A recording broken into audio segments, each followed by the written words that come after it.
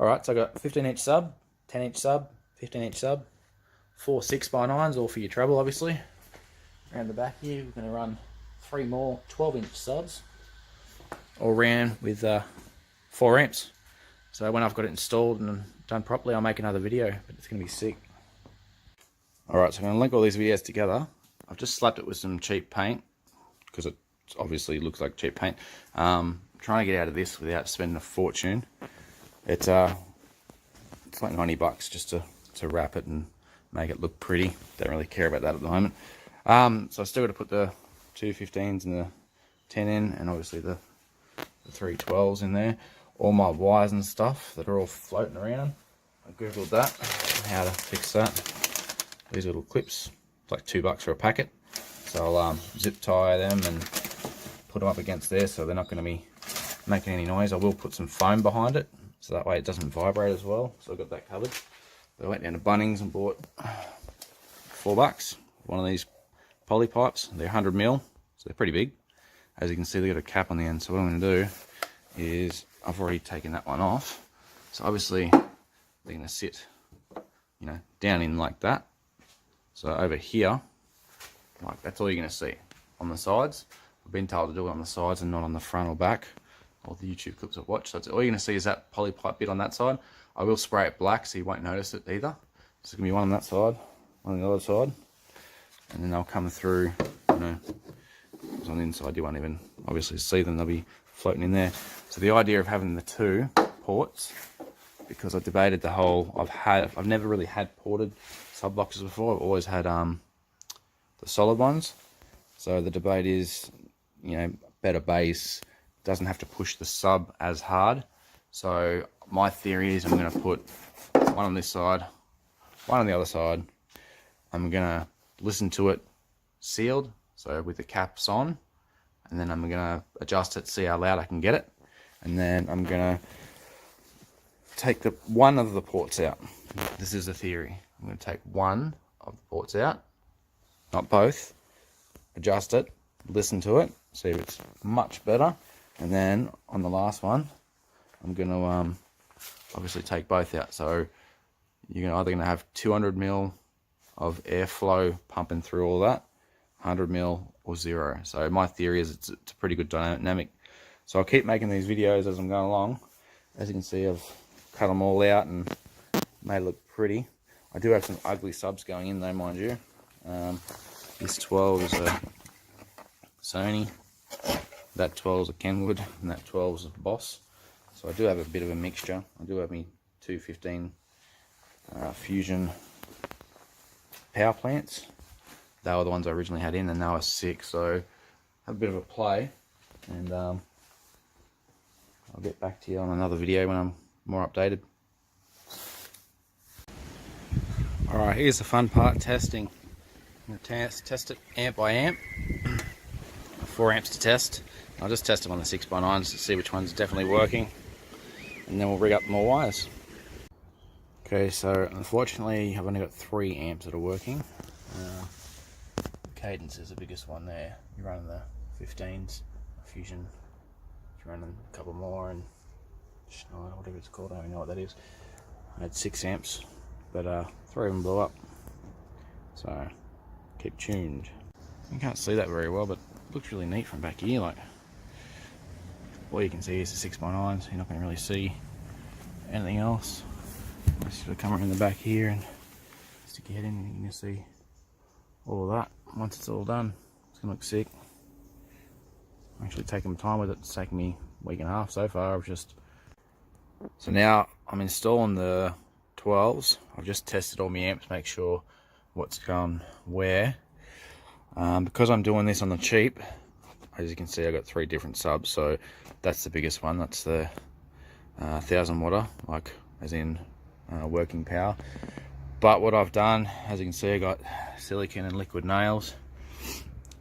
It looks dodgy as shit because I'm doing that, but at the same time, it's made a really good seal. I'm not going for obviously looks. If I had, you know, a lot more money to waste, so to speak, on these things, I'd go and buy 3 of the same subs. I'd buy a couple of massive amps and just run most of it off that. I got me 100mm.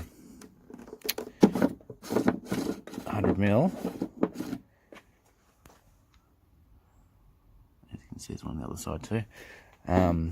Ports. They do have a rubber. I'll just show you. Got a rubber seal in there because people are probably wondering how it seals. So when that closes, you can actually feel it when it gets just before it gets to that tight little edge, and you just give it a nice little tight. There also liquid nails in. Made sure I left them for plenty long enough to make sure that they as I was saying, make sure they seal. They aren't very pretty on the inside, but they are solid. I cut them a little bit under 100mm, like the tiniest bit, so I had to actually force them in. So now I'm going to move on to finishing this one, putting that in, sealing that up, and then I'll flip it up on its head and we'll have another look. As you can see, messy as inside. I still haven't put the 15s and 10 in.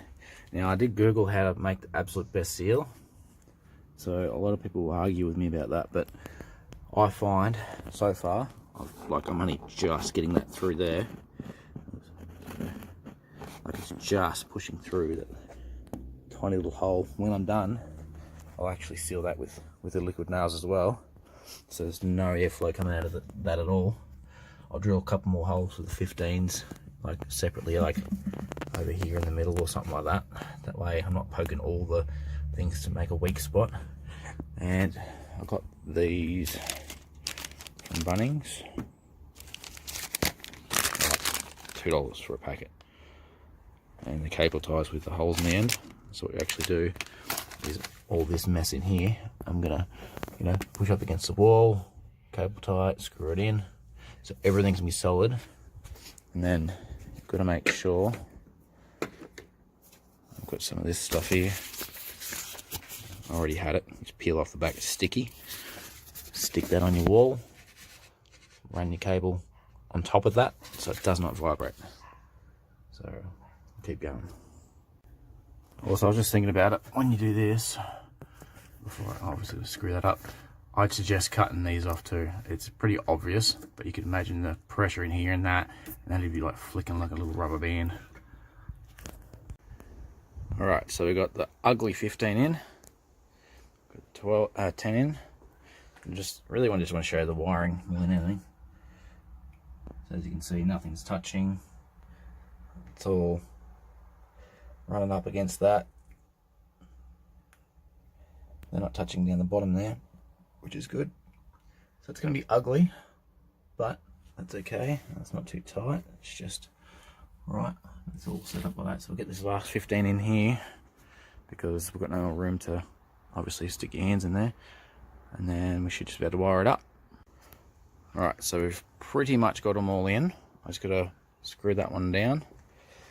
Just liquid nails all of that. Apparently that's how you do it. And screw this in and then we'll wire it up. Alright, so I've just pushed it in. So that's how it looks when the boot's open. Just showing you this. These are normally used on cars. Bump stops. I'm going to have to put one there and one there, because when this closes, as you can see, there's not much room, and I want the box to be forced, this part to be forced up against that before these things kick and touch that. It's kind of like, just prevents it from hitting it. Might look a little bit silly, but it makes sense once I push it in, and it'll make it really, because it's already like super solid, I want it to really be squished in a way. We'll see how we go. Tell you what, getting these cables right, it's pretty important, but it's not too bad. I only got the top one to do now, and it should be done. I'm happy to announce I've installed it, and it sounds insane. Problem with showing people how good something sounds in a car, never sounds alright. It looks pretty good from the outside, like that, unless you physically open it. That's pretty much it, really. And because you're probably all waiting for the sound of it. So what I'll do is, because I can't play music and record at the same time, is I'll play something on a CD or something and then I'll record it. Alright, so the only way to test how loud something is, I guess, is by what vibrates. So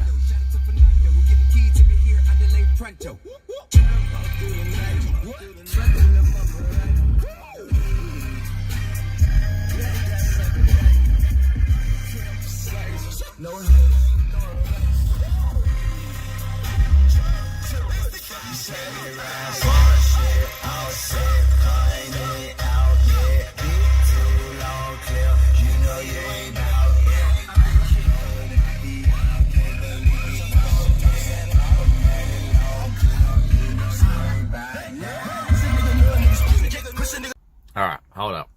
I'll make a better video with a better song. Alright, hold up.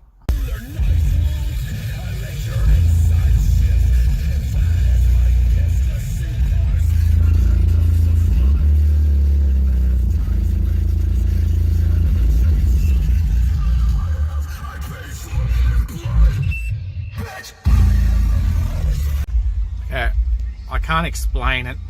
It's one of them things that you've got to actually feel, I think. But it's pretty insane. It doesn't do the hair tricks or anything like that. That's for the serious competitors, but it's good enough for an old 80s series, so it's good fun. So yeah, that's all I can really tell you. Good fun, and one of my 15s actually blew. So I've actually got, it's actually louder now without with the 250, with 115, not 2, because obviously more power is going to 115. But a bit disappointing. I knew it was sort of out when I picked it up before I put it in. It was it wasn't really going in and out like it's supposed to. So I already knew it might have been damaged just from time. It's pretty old. So yeah, unfortunately I've only got 110, but 115, but it's actually better. But I'm going to leave that 15 in there because I'm not going to have a big giant hole, obviously. But yeah, oh good. Thanks for watching if you bothered to watch. But if there's any questions or something on what I was doing, just let me know. I don't know why my mouth is out of sync with my video. That's really odd. Hello. Hello. Okay, bye. Peace.